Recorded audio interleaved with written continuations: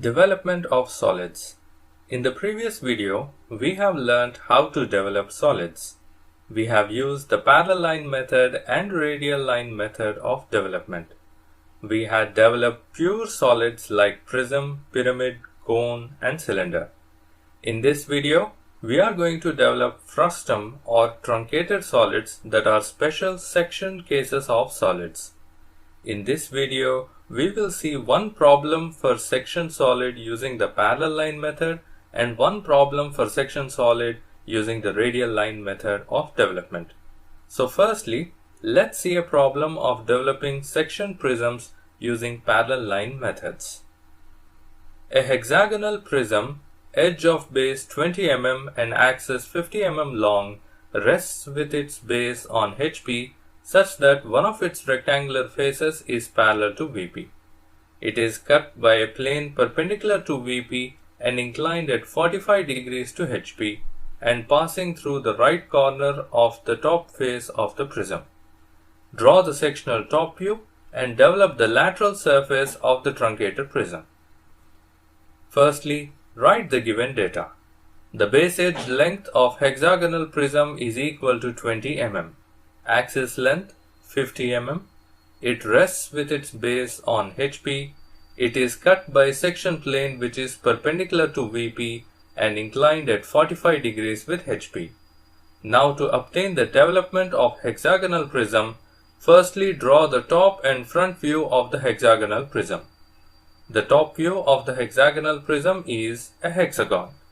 So draw a hexagon of base edge 20 mm below XY such that the corner is taken below XY and its two edges are parallel to XY. Name the top face as A, B, C, D, E, F and bottom face as A1, B1, C1, D1, E1, F1. Here the top view of square prism gets completed. Now draw the front view. The front view of the hexagonal prism is a rectangle. So draw a rectangle having its base on XY of axis length 50 mm.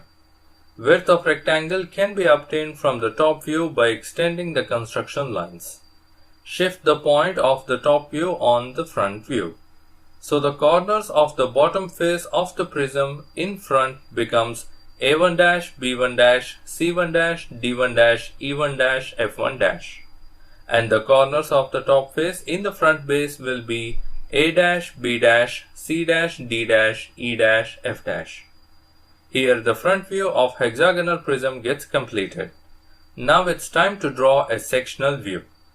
It is given in the problem that the section plane is perpendicular to VP and inclined at 45 degrees to HP. The section plane is passing through the right corner of the top face of the prism. So draw a 40 degree angle line such that it passes through the right corner of the top view.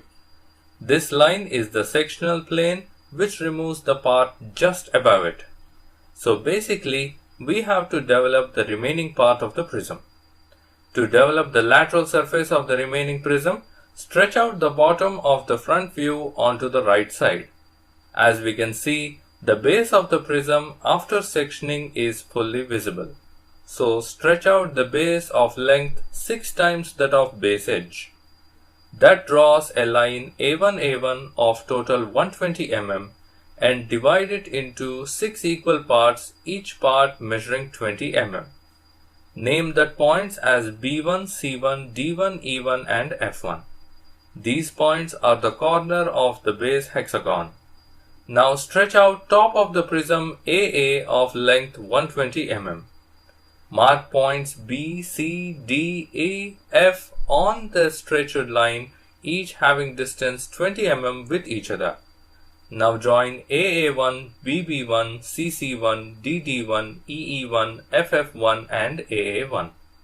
Since these lines are of axis length, so the length of each line will be 50 mm. This is the open pattern of the hexagonal prism. So it's time to draw a development for section prism.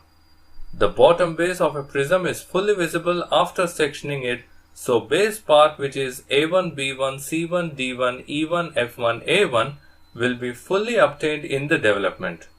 Then Measure the distance of different points on the section plane from the bottom base of the hexagonal prism by using a compass or divider and mark them on their respective lines in development.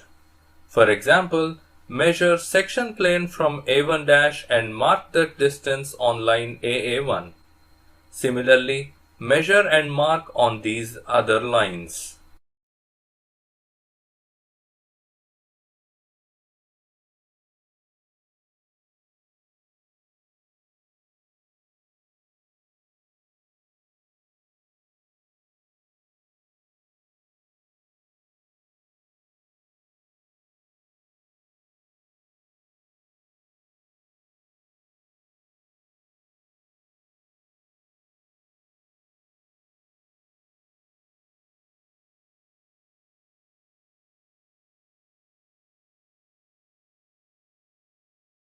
Now join these points with each other and at last join these points from their respective base corners.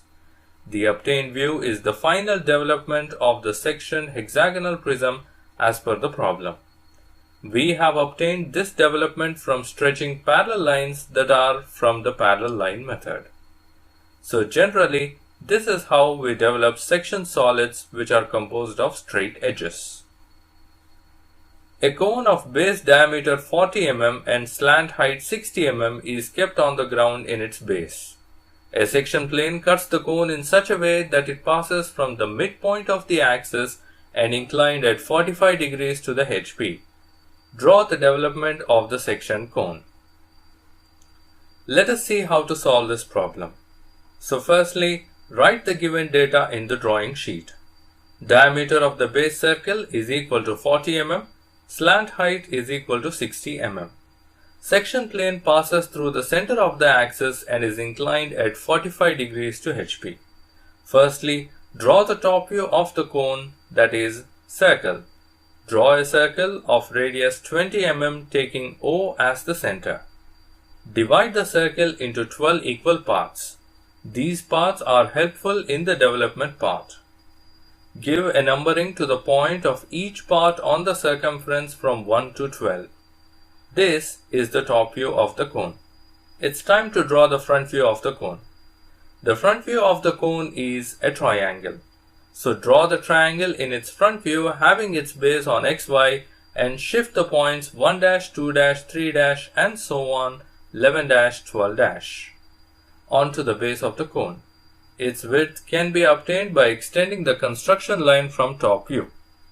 Now it is given in the problem that the slant height of the cone is 60 mm. So mark apex at the center by taking slant height at 60 mm. The obtained triangle is the front view of the cone. Now it's time to draw a sectional view of the cone. As per the problem, the section plane passes through the center of the axis and inclined at 45 degrees with HP. This line will be the section plane for the cone.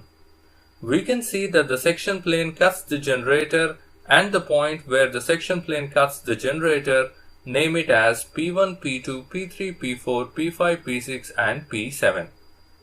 This section plane removes the surface above it and only the surface of the cone below it will be visible in its development. So the full base will be visible after the cone is sectioned. Now we are going to see the development part of the sectioned cone. For obtaining its development, shift the point O, that is apex, anywhere on the right side of the front view. Measure the length of O1 from the front view of the cone and shift it in the development part. Now taking O as center and O1 as its radius, draw a quarter of half circle, whose length is equal to the circumference of the base of the cone. This line of development is called radial line. Full base of cone is visible after section, so full base will be drawn in development of cone. Divide this radial line into 12 equal parts and name each part as 1, 2, 3, so on, 11, 12 and 1. This radial line will be the base of the cone. Join O to every point of the base to produce generators. Now measure the distance of P1, P2, P3, P4, P5, P6 and P7 from their respective base points from the front view and mark in the generators of the development using a compass or divider. For example, measure distance of P1 from 1 and mark this point on O1 of the development. Similarly, obtain other points on generators and join these points freehand. Also, join the P1 to the base point 1. This obtained figure is the development of the section cone as per the problem. This is how we can obtain the development of solids which are composed of apex by radial line method of development. In this video, we have studied how to obtain development of section solids using parallel line and radial line methods.